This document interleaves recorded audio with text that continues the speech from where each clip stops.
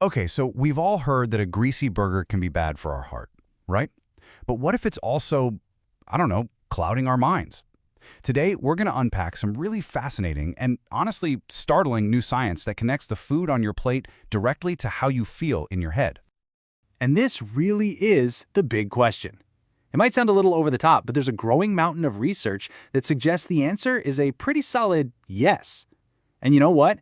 The main culprit might just be hiding in your pantry right this second. All right, let's dive right in with the headline finding. We're talking about the undeniable link between what we're eating and how we're feeling emotionally. Look, for decades, we've focused on how a diet full of processed snacks is, well, not great for our physical health. But what if it's also messing with our heads?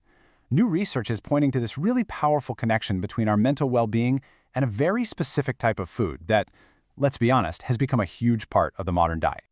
So what are we actually talking about here? They're called ultra-processed foods, or UPFs for short.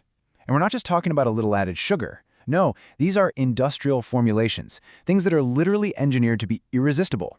Think about those brightly colored, cheesy chips, those super sweet soft drinks, or, those packaged breads that somehow stay fresh for weeks on end. That's the stuff. And here's the crazy part. These foods are everywhere. In a country like Australia, for instance, they make up nearly 40% of what the average adult eats.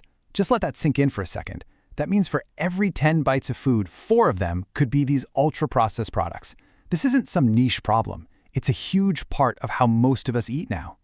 But how do we actually know this? What's the real evidence that could possibly connect, say, a bag of chips to a feeling of depression? Well, let's take a look at the science behind it. So, the key piece of evidence isn't just one single study. It's something much bigger called a scoping review.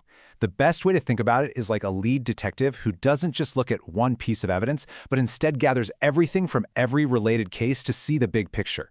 That's exactly what these scientists did. They pulled all the existing research together to see what it all meant when you put it in one place.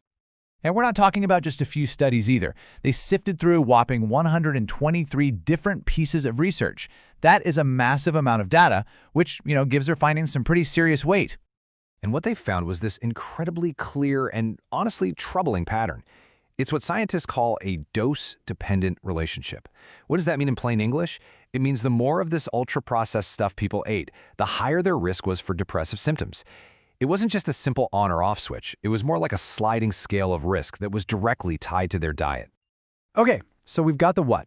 The connection is there, it's real. But now we get to the really fascinating part. The why.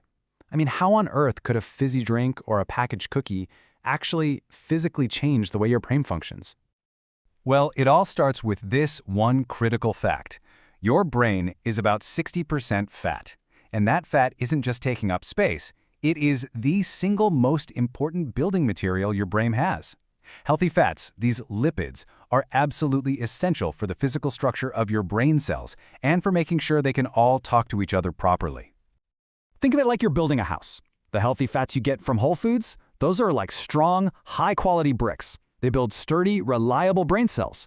But the unhealthy trans fats that you often find in these UPFs, well, they're like using crumbling, cheap bricks. They actually mess up the very structure of your brain cells, and worse, they promote inflammation.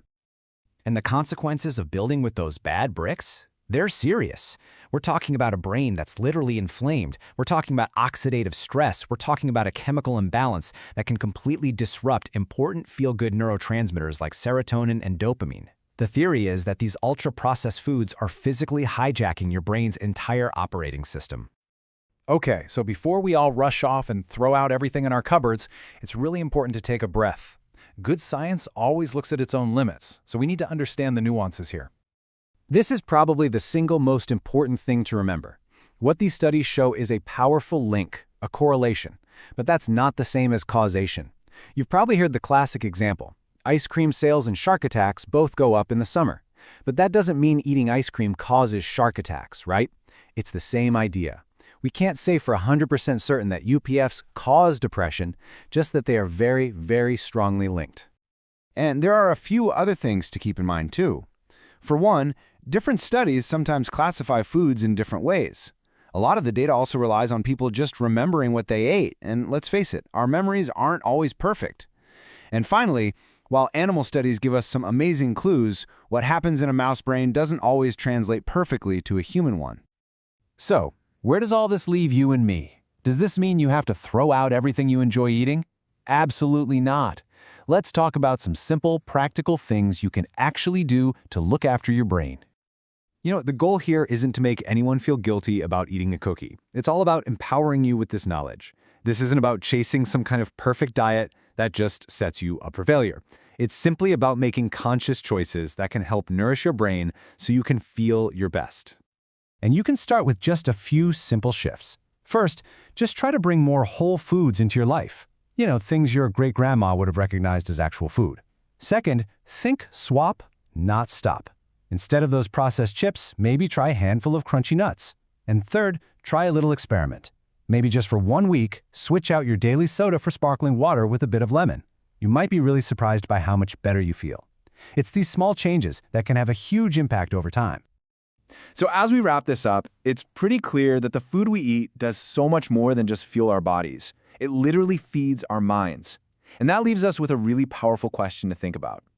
What's just one small change you can make today that your brain will thank you for later? Because when you start nourishing your brain, you're not just improving your health, you're making a real investment in your own happiness.